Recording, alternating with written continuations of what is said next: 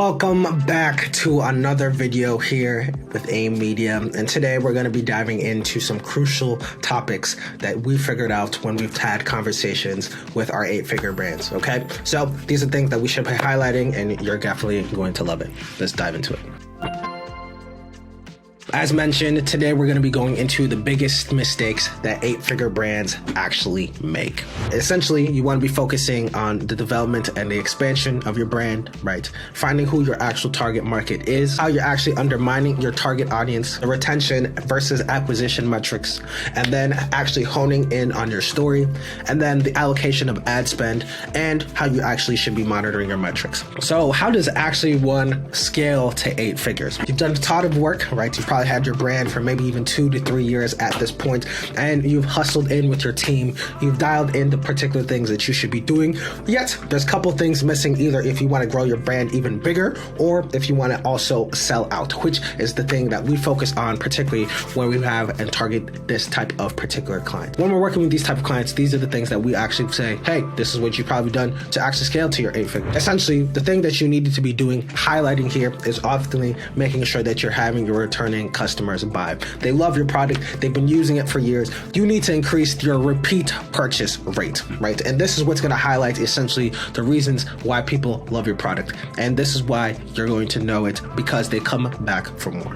The particular things that we want to do is the best way to actually do that is making sure that you're developing and expanding your entire product line, right? People have loved what you've been doing. They've been loving it for years, but you can't just stay stagnant with that. For example, there's a men's skincare product that I've been using and loving for many of years since I was actually 16.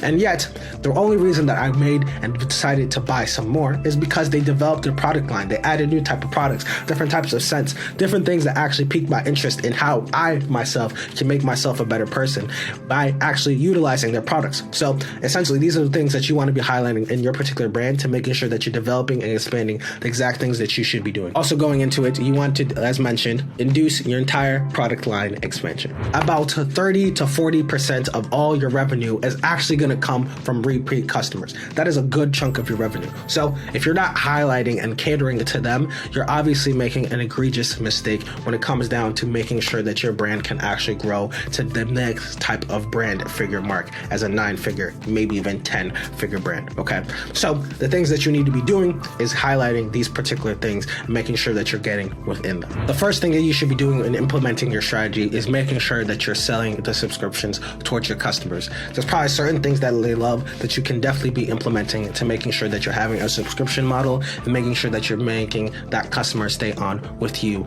just a little bit longer. Additionally, you want to be introducing different types of cross-sells and upsells towards your customer to make sure that they're buying the products that, hey, I maybe bought this slight version, but let me buy another one, right? Oh, actually, but I've been using this product and this is something that can match really well with the other one. These are the type of things that you want to be introducing towards your brand.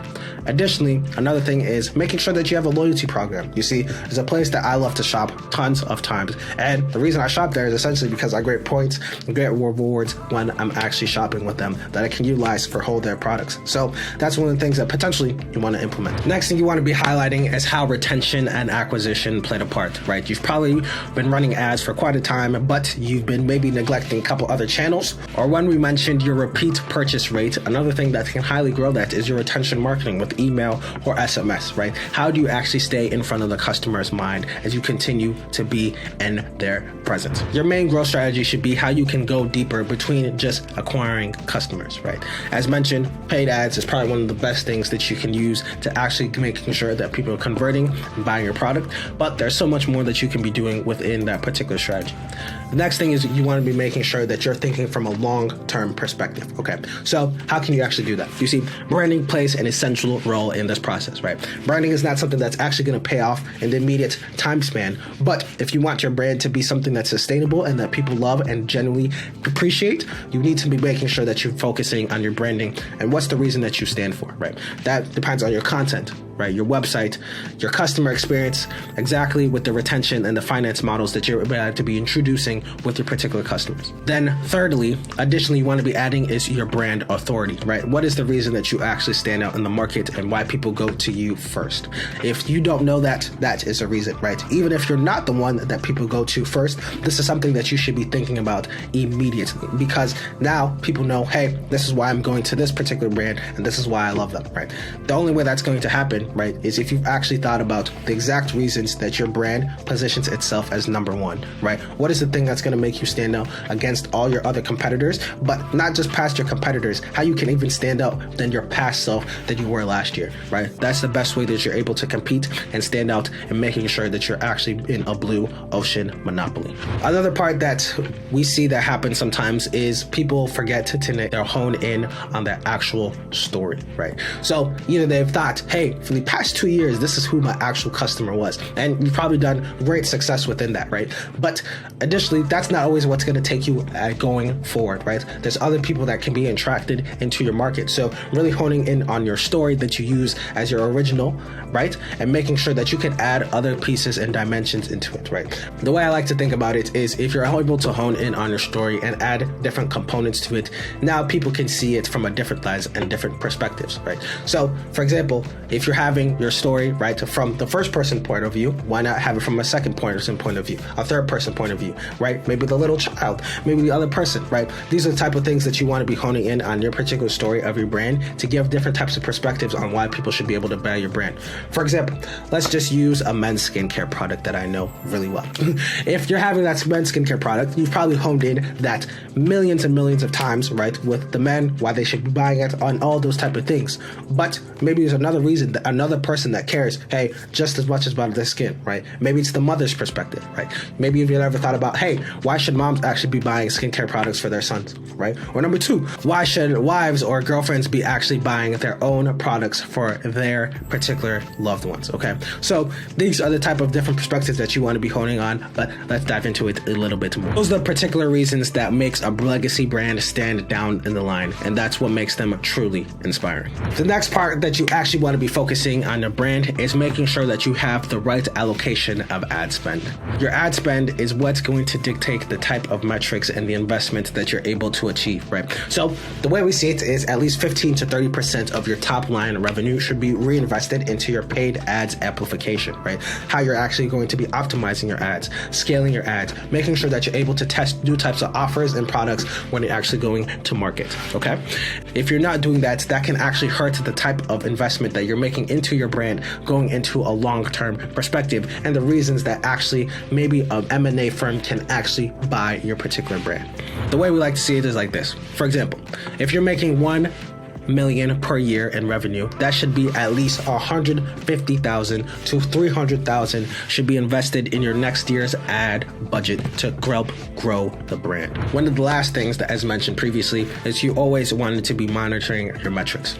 Over here at A Media, we always focus on the data-driven perspective, right? And how this can actually boost your revenue, right? And what are the exact things that you need to be knowing to get into the measures that can get you to success.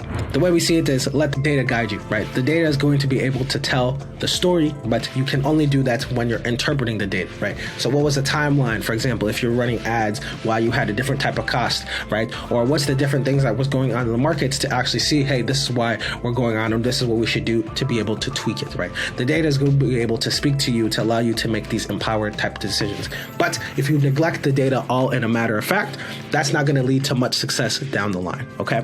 So the data will help you actually make those empowered decisions to know this is the exact reason I'm doing this and this is why. So as a brand, you obviously want to be making sure that you're focusing on your acquisition metrics, your CAC, additionally plus your CPA, just to know what is the exact things that you should be focusing on. You also want to be focusing on your conversion rates of your landing page, your sales funnel, all these particular things to get you the type of results that you need to be getting. And then when it comes down to your retention metrics, these are the particular things that you want to be focusing on. That's things such as your lifetime value, your average order value, and as well as your churn rate when it comes down to how long people will stay with you.